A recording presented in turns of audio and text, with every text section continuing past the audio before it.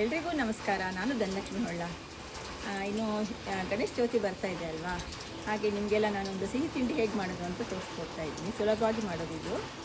ಸಾಧಾರಣವಾಗಿ ಎಲ್ಲರೂ ಗಣೇಶ ಚೌತಿಗೆ ಮೋದಕ ಮಾಡೋದಲ್ವಾ, ನಾನು ಇದೊಂದು ಡಿಫ್ರೆಂಟಾಗಿ ಇದನ್ನು ಮಾಡ್ತಾರೆ. ನಮ್ಮ ಕಡೆ ಇದನ್ನು ಸಹ ಮಾಡ್ತಾರೆ. ಇದಕ್ಕೆ ಸೆಕೆ ಉಂಡ್ಲಕ್ಕ ಅಂತ ಹೇಳ್ತಾರೆ.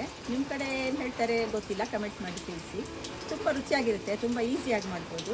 ಬನ್ನಿ ಹೇಗೆ ಮಾಡೋದು. ನಾನೀಗ ಮಿಕ್ಸಿ ಜಾರ್ ಇಡ್ತಾ ಇದ್ದೇನೆ. ಇದಕ್ಕೀಗ ಅಕ್ಕಿ ಹಾಕ್ತಾಯಿದ್ದೀನಿ. 4 ಗಂಟೆಗಳ ಕಾಲ ನೆನೆಸಿದ ಅಕ್ಕಿ ಹಾಕಿದೆ. ಈಗ ಕಾಯಿ ತುರಿ ಹಾಕ್ತಾಯಿದ್ದೀನಿ. ಒಂದು ಅರ್ಧ ಬೌಲ್ನಷ್ಟು ಕಾಯಿ ತುರಿ ಹಾಕ್ತಾಯಿದ್ದೀನಿ. ಸ್ವಲ್ಪ ಉಪ್ಪು ಜಾಸ್ತಿ ಬೇಡ, ಒಂದು 1/4 ಸ್ಪೂನ್ ಸಾಕು ಅಷ್ಟೇ. ಸ್ವಲ್ಪ ನೀರು ಹಾಕ್ತಾಯಿದ್ದೀನಿ. ಇದನ್ನಾಗ ರುಬ್ಕೊಂಡು ಬರ್ತೇನೆ.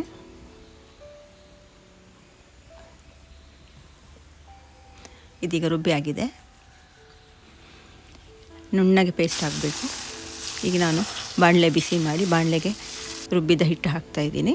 ಸ್ವಲ್ಪ 1 ಸ್ಪೂನಷ್ಟು ತುಪ್ಪ ಹಾಕ್ತಿದ್ದೀನಿ. ಇದನ್ನೀಗ ಗಟ್ಟಿ ಬರೋವರೆಗೆ ಮಗುಚ್ಕೋಬೇಕಾಗತ್ತೆ. ನೋಡಿ, ಸ್ವಲ್ಪ ಗಟ್ಟಿ ಆಗ್ತಾ ಬರ್ತಾ ಇದೆ.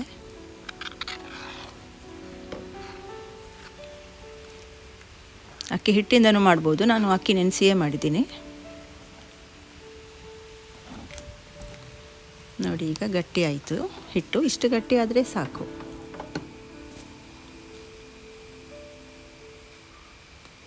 ಇದೀಗ ಗಟ್ಟಿಯಾಗಿದೆ. ಸ್ವಲ್ಪ ತಣ್ಣಲಿಕ್ಕೆ ಒಂದು ಪ್ಲೇಟಿಗೆ ಹಾಕುವ.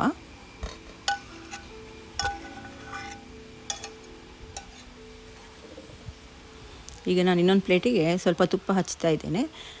ಅದೇ ಪ್ಲೇಟಲ್ಲಿ ನಾವು ಉಂಡೆಗಳನ್ನು ಮಾಡಿ ಬೇಯಲಿಕ್ಕೆ ಇಡಬೇಕು. ಹಾಗಾಗಿ ಆ ಪ್ಲೇಟಿಗೆ ಸ್ವಲ್ಪ ತುಪ್ಪ ಹಚ್ಚಿ ಆ ಪ್ಲೇಟಿಗೆ ಇಡ್ತಾ ಇದ್ದೀನಿ.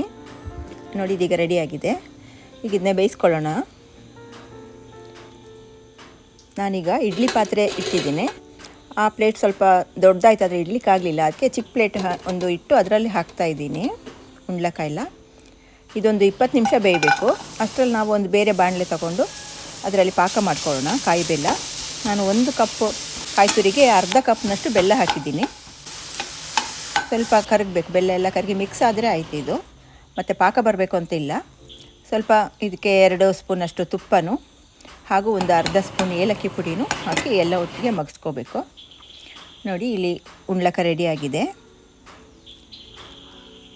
ಇದು ಸ್ವಲ್ಪ ತಣ್ಣಗಾದ್ಮೇಲೆ ಆ ಬಾಣಲೆಯಲ್ಲಿದ್ದ ಕಾಯಿ ತುರಿ ಪಾಕಕ್ಕೆ ಎಲ್ಲ ಹಾಕಿ ಒಟ್ಟಿಗೆ ಮಿಕ್ಸ್ ಮಾಡೋದು. ಇದೀಗ ರೆಡಿಯಾಗಿದೆ, ಉಂಡ್ಲಕ್ಕ ರೆಡಿಯಾಗಿದೆ.